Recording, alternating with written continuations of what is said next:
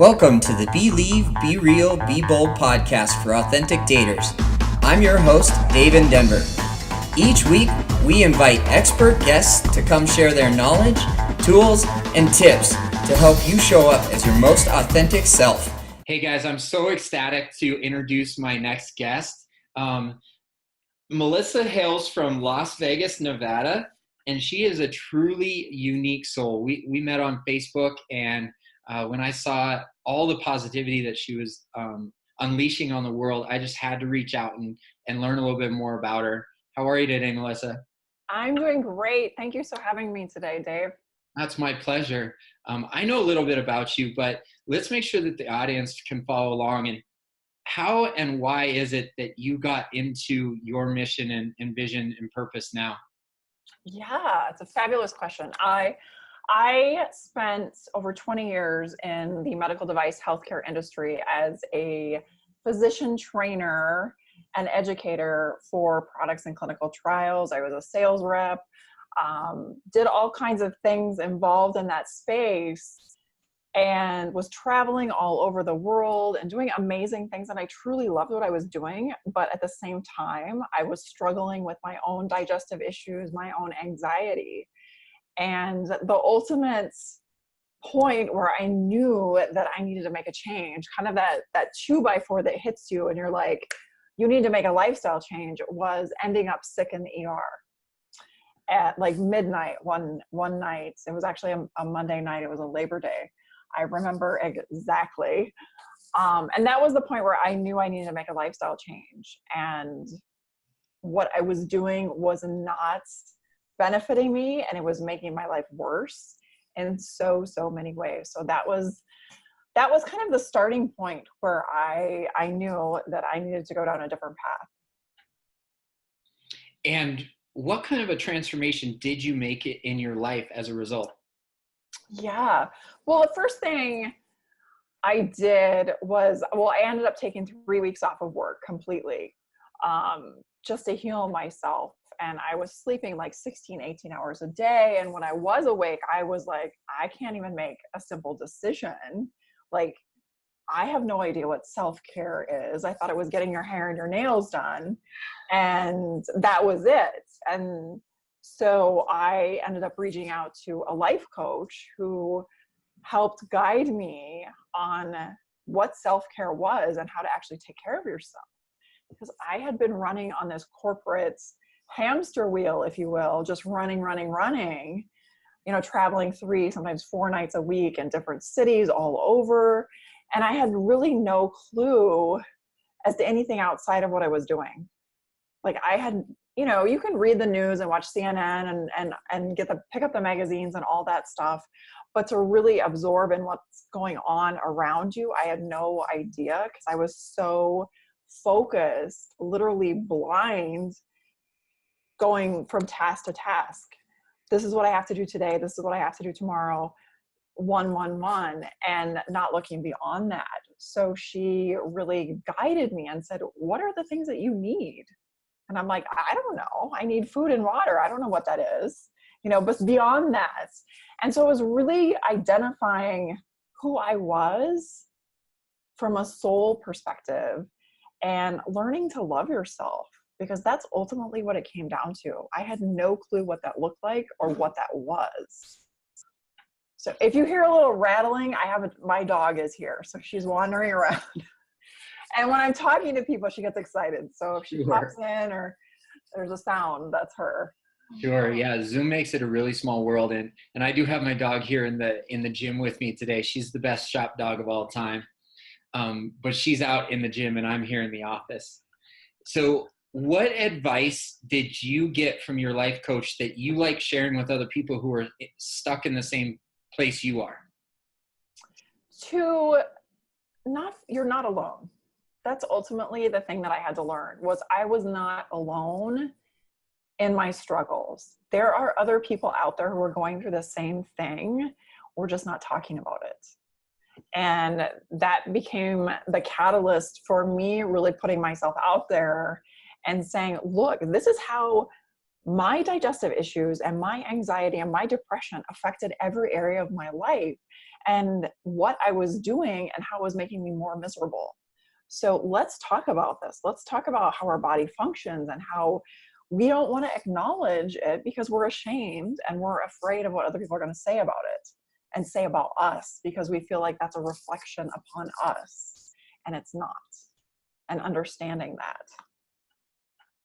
Absolutely correct. And what kind of an education did you seek out in order to apply what you discovered?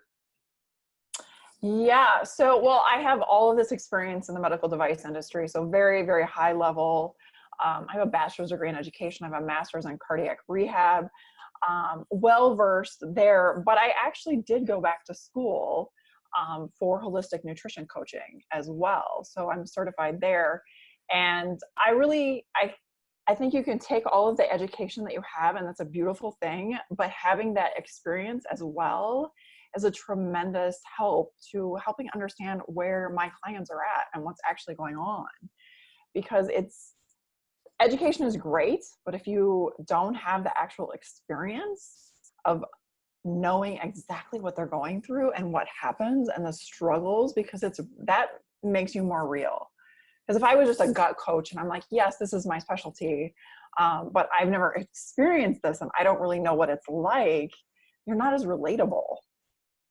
Like it's hard for them to really tune into what you're saying if they can't understand. And if you're not understanding what it's like to be in their shoes. 100% agree with that. And so is it people that are exactly like you, or who is it that you find coming to you that needs help with their digestive? And I've kind of dived deep into your message, and you talk about gut and anxiety and health issues and depression. And who is it that's coming to you for help? I have a variety of people, men and women, who come to me for help. And it's not, at first they don't recognize that it's actually, it can be a gut issue, because I have people reach out to me who have acne, psoriasis, they have all kinds of skin issues, but they also have arthritis and fibromyalgia. And some just want to lose weight, and they're not making the connection to how food is impacting their mood, but also how food is impacting every other area of their life, and getting really down into why are you choosing the foods that you are? Why are you choosing the thoughts that you think? What are the limiting beliefs that are holding you back from actually letting go of that extra 15, 20, 25 pounds? And none of my clients ever come to me for just wanting to lose weight. It's an actual side effect of after we've healed their gut that the weight comes off, because now the body is saying, okay, I feel safe in what's happening in my environment and with the foods that you're eating me. So my body feels good. I truly believe, Dave, that there are so many people that do not know how good your body can actually feel, because they're caught in the cycle of societal pressures, the career pressures, family pressures, that this is the way it's supposed to be. So you just continue down that road, whatever it is, to fill up the void instead of actually working through the problem, working through the wound and actually healing all of it. I love that concept, and you're absolutely correct. One specific thing that you said in there is like, they don't realize how good their body can feel. And that's an awesome result to latch onto as a motivator when it comes to making a transformation in your life. Do you agree? Oh, totally. Definitely. And you see it, I think we're in a stage right now where it's all about the hustle and grind.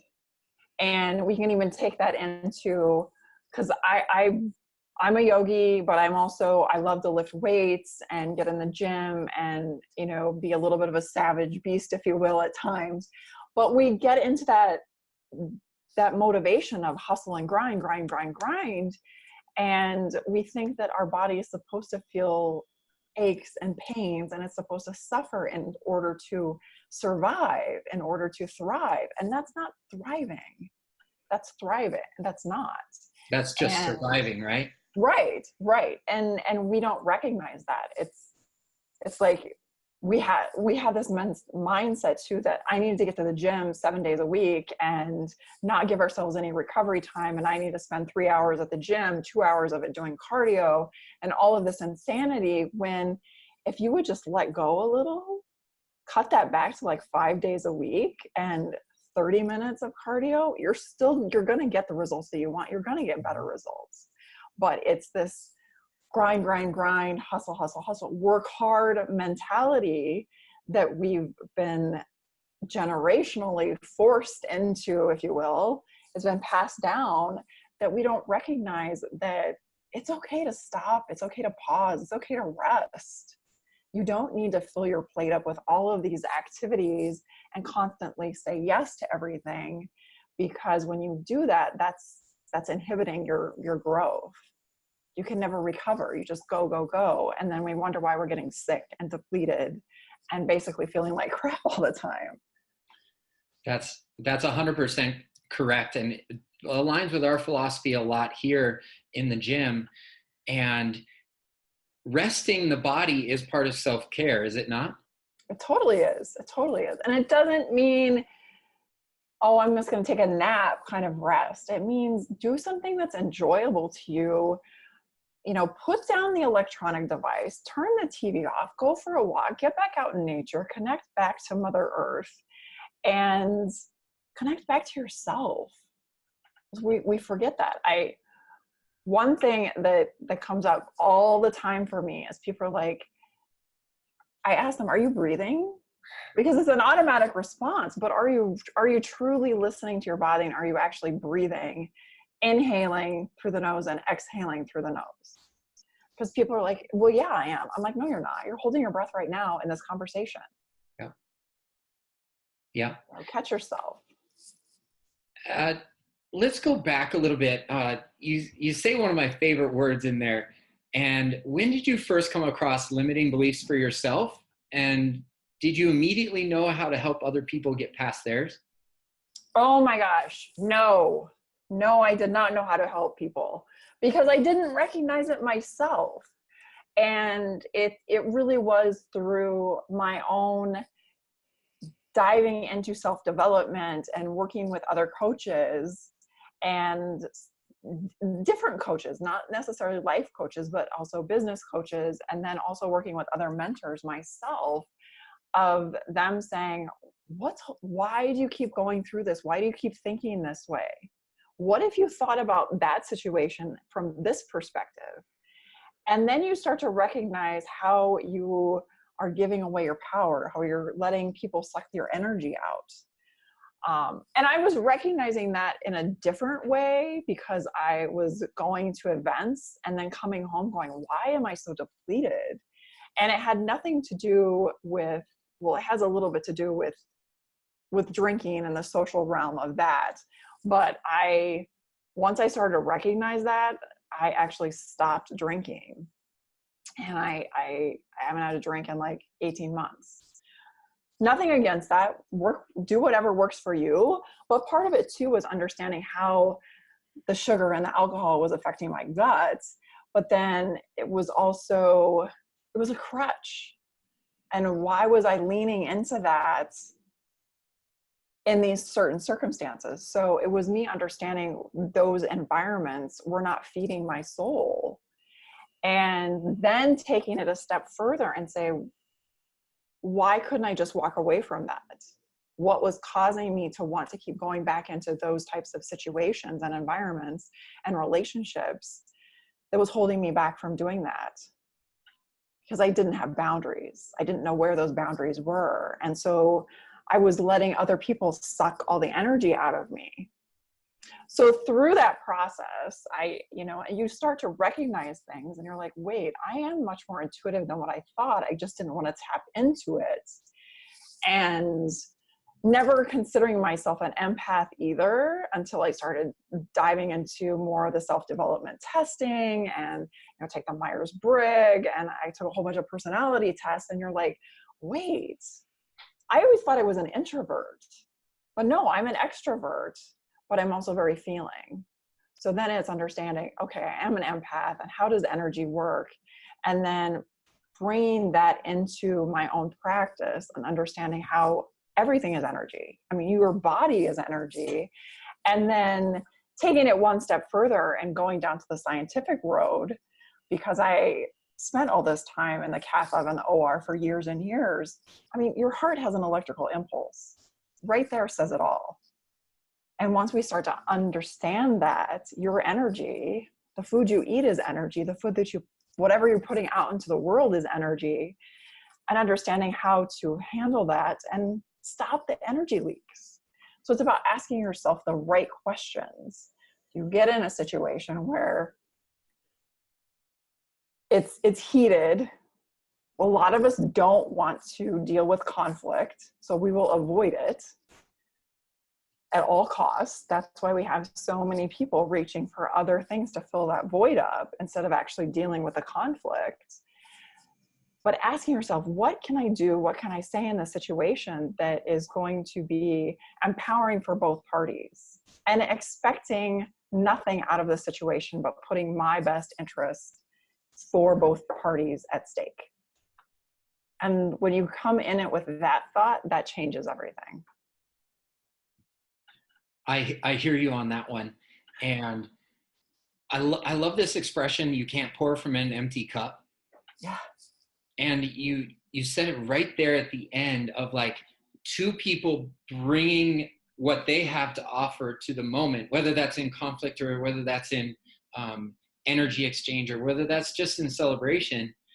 It all kind of works itself into one concept. It does, yeah. And go ahead. Oh, please. it's like when we learn to love ourselves wholly and completely, the good, the bad, the ugly, all of it, and we fill our own cup up and we know what that is like, then we're going to attract another person in the same situation, whether it's an intimate relationship or it's a job or it's a friendship, whatever it is. You're coming in with two full cups, and then you've got the relationship is the third cup. So that's when we can start to take the not take it personally piece of it out of it and see it from a relationship, from a situational point of view, and know that this is the relationship. Their behavior does not necessarily have actually anything to do with me. It's just my perception of it. But when we love ourselves, we can see that. But when we're not, and we're filling the void with, our own half cup, we're reaching for people who are going to mirror back the same thing. And that's where we get ourselves in trouble. And then we stay stuck in there thinking, okay, this is what I deserve. I'm not worthy of anything better than this. This is what everybody else, their life looks like. So I'm just going to stay in this situation. And that's what causes more pain and suffering. I'm with you. I totally wholeheartedly believe in that law of attraction. And also addressing a limiting belief once you discover it has a huge component in allowing ourselves the grace and the opportunity and making time for ourselves to fill up our own cup. Absolutely. Because we know what the end result will be is a fuller cup. Right. We're mindlessly walking through our life, literally playing the game of, I got to keep up with the Joneses type of thing, and running here and there. And, it's the same thing on social media. Well, let's put our, the best of us on there, our highlight reel, which is crap. I've so gotten over that. And let's be real and let's be honest and stop trying to be perfect. Just stop trying to be perfect and act like your life is perfect and you've got it all together, because Lord knows there's not a person on this earth that's got their shit together. They just don't. Nobody does. Not behind the curtain. It's not all roses. It's not. Nobody's life is. It's just, how are you going to take what you've got and make the best of it? That's right. And stop blaming other people because you don't have what you want. and stop comparison. Stop trying to compete with everybody else, because at the end of the day, it's you and no one else. Yeah, comparison is the thief of joy is one of my favorite quotes from Teddy Roosevelt. And something that stands out to me in getting to know you, letting go is a big piece of the puzzle. And there's a quick little phrase that I'm thinking of. It's let go, let God. Yeah. Does that Yeah. resonate with you? Oh yeah. I think I just posted that a couple days ago. It really is part of forgiving yourself, because when we're going through a healing process, we really have to stop carrying the baggage from the past into the present, because it has nothing to do with the present. But until we're willing to forgive ourselves and stop being so hard on ourselves, we can't move through it.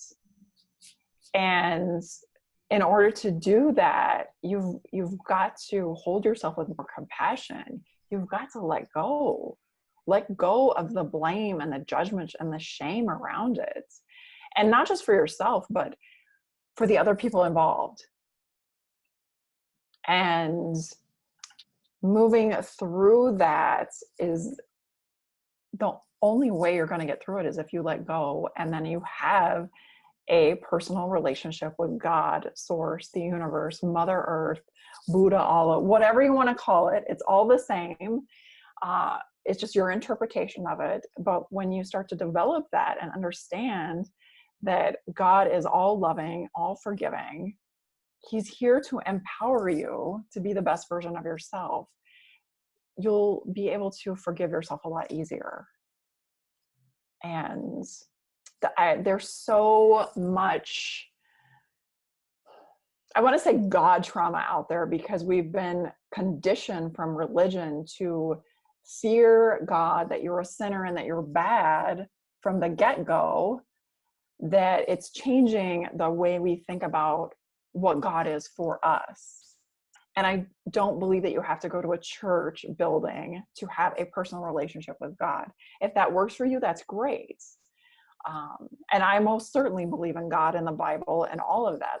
That's just not the way I have my personal relationship with God. And understanding how that also affects the rest of your life and everything in your life, especially when we talk about intimate relationships and sex. People don't correlate their fear and their shame around it coming from religion. So it's diving into that. And there are so many people who have that, and they're holding on to that. And all of that negative emotion and energy stays in your body, and it harbors in your body. And that's causing the aches and pains on top of it.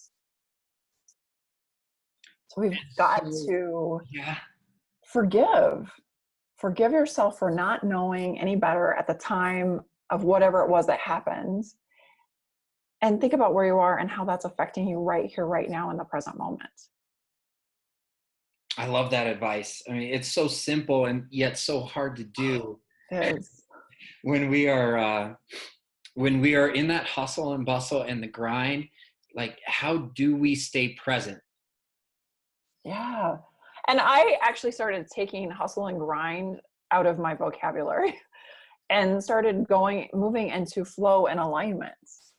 Because if it feels good to you and you're tapped into yourself and you recognize a red flag, we mostly talk about red flags in relationships, especially intimate relationships, but anything that doesn't feel right to you, pay attention to that, because that is a sign that you are not in alignment.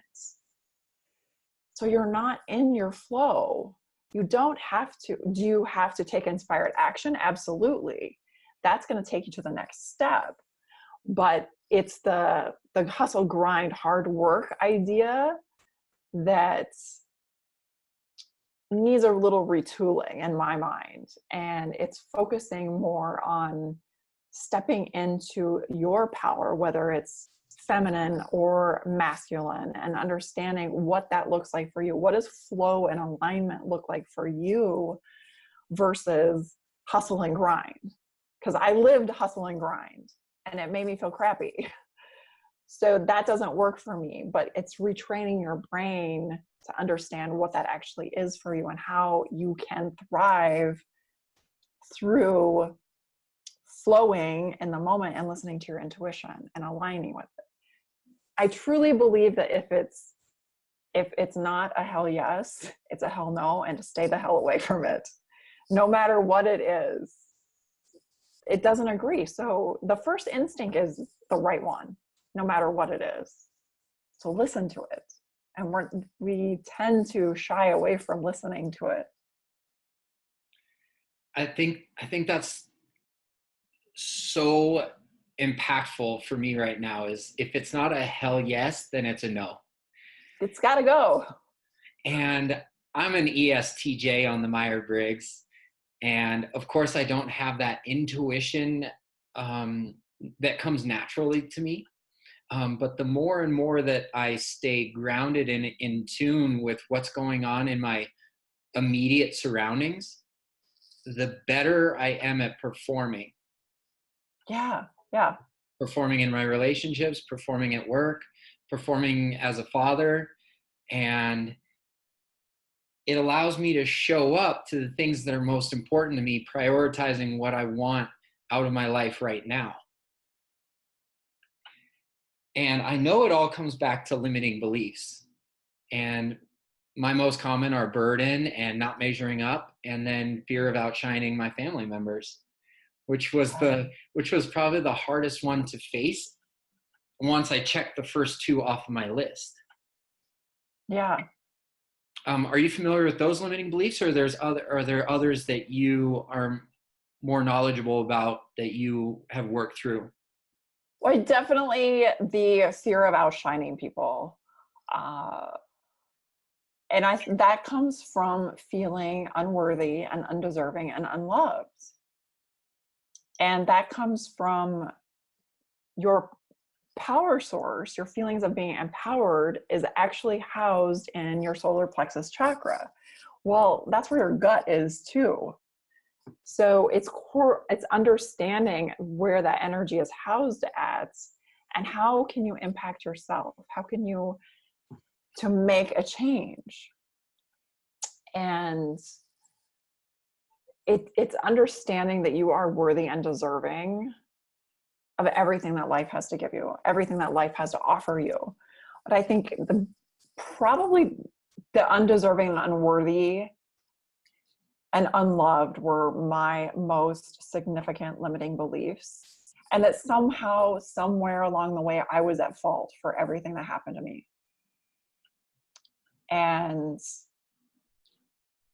you are a co-creator with the universe, but you have to understand that. And when it's impacted from your DNA, it's in your cells, it's generationally passed on. Like, they did the best they could with the information that they had at the time, but it still gets passed on and passed on and passed on. And it really is this generation of 30, 40-year-olds, 50-year-olds, even the millennials. It is our job to break the chain and stop passing that on to our children. It's a mindset. I use this example. It just happened a couple of months ago at the gym that I was at. These like 12 little tweenies, 12, 13-year-olds standing in front of the mirror and like nitpicking at their body. Well, they didn't just magically get that from somewhere. That came from media, from magazines, but the majority of it came from home. And if that's what we're doing, they're seeing it. You don't have to say anything, but they see it and they feel it. And then they're going to carry that with them. And then they're going to do the same thing to their own children and pass it on. And that's where we have to break the chain. We have to break the chain and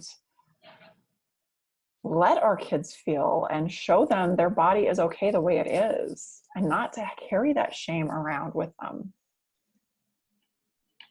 How does one go about generating positive self-talk if they've been in the bad habit of negative self-talk for so long? Yeah, that was probably one of the biggest challenges for me, and I truly believe that when I started putting good food in my body and understanding how my body felt better, then my mind reacted in the thought of, oh, I feel better. I don't have to go back down this rabbit hole of why does my body feel crappy? Why does my mind feel crappy? Why are all these crappy things happening to me?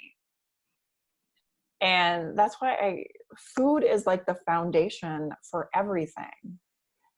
And once your body is like, oh, this is a pleasurable experience, I feel safe in my body, I can express myself, and literally your cells start to relax and they're not fighting constantly. So you don't have this tension going on in your body. And then it affects your mind, and it affects what you're speaking and how you're speaking it, and the tone of your voice and how you are interacting non-verbally with other people. Whether you're sitting in a boardroom or you're having lunch with your girlfriends or you're out on a date, it's going to be a completely different experience when you're coming from the place of wholeness and love rather than expecting something in return. I'm making notes as we talk, and I see the pen going. Like, it's oh my a gosh, full what is he page writing? already. I'm hoping that that our listeners are getting the value out of our conversation that I am. And one thing that I just wrote down while you're talking about that is expectations versus being present and filling the void without being needy. Yeah, yeah. Let's dive into that for just a quick second. Yes, it doesn't matter if it's an intimate relationship, but we recognize it when we're in an intimate relationship, because it's like you've been dating someone for 3 weeks and you're like, oh my gosh, he's the one. Well, you just put this huge expectation on the relationship without actually getting to know this person. And then, 6-8 months down the road, things are not working and you're devastated because the relationship ended because you put expectations on the relationship. Then you got needy, and then you started behaving in a desperate way to keep the person around, to keep the relationship around, because you're not coming from a place of wholeness yourself. And when we are present, when we're coming from a full cup and we're present, we're not so worried about the outcome. We're here right now. And we don't worry about or have concerns that that person is not going to show up for us or they're not going to be there, because you were in the present moment and you're just like, okay, this is the relationship. This is what's happening. And I'm okay with whatever the outcome is. It's like people come into our life for a reason, a season, or a lifetime. It's in the recognizing of that. And it's like when you become consciously aware of your own red flags, if you will, and your own limiting beliefs, and you walk into a situation and you're going to get triggered. We're going to get triggered over and over and over again by the same ones.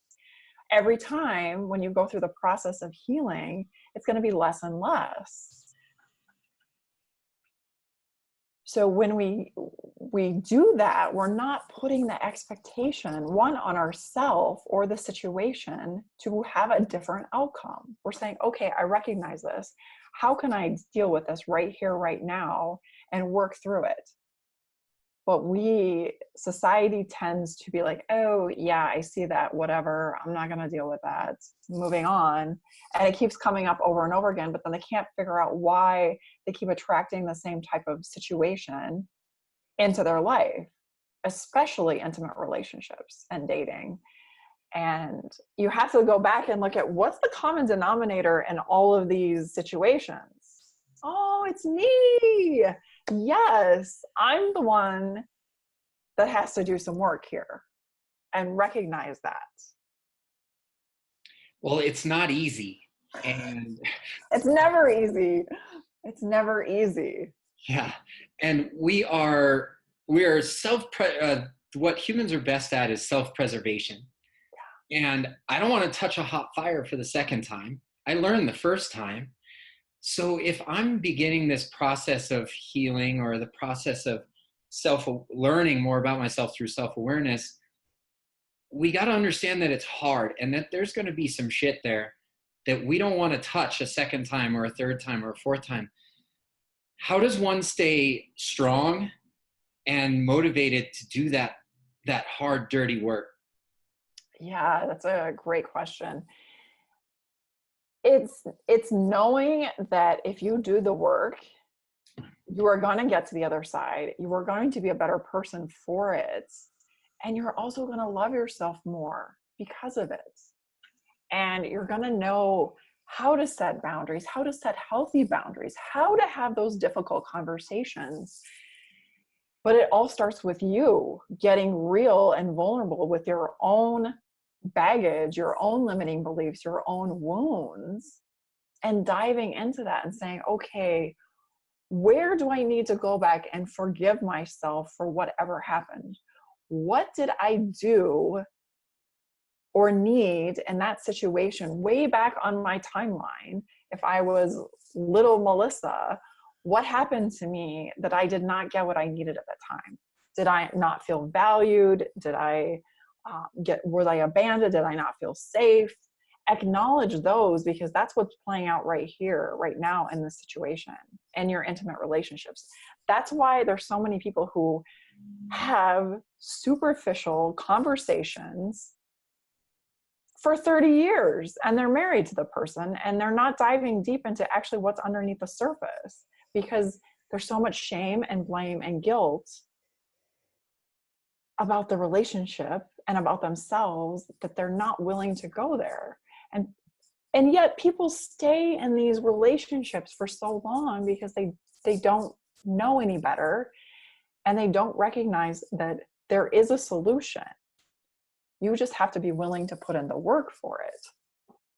But also understanding that every relationship, any relationship that is worth anything, is going to take work. It's not just, I'm coming in with a full cup, this is great. There's still going to be hardship. There's still going to be times of torment, and there's going to be pain, and there's going to be suffering. But it's holding that person with tenderness and compassion, seeing all of them, and letting yourself be seen.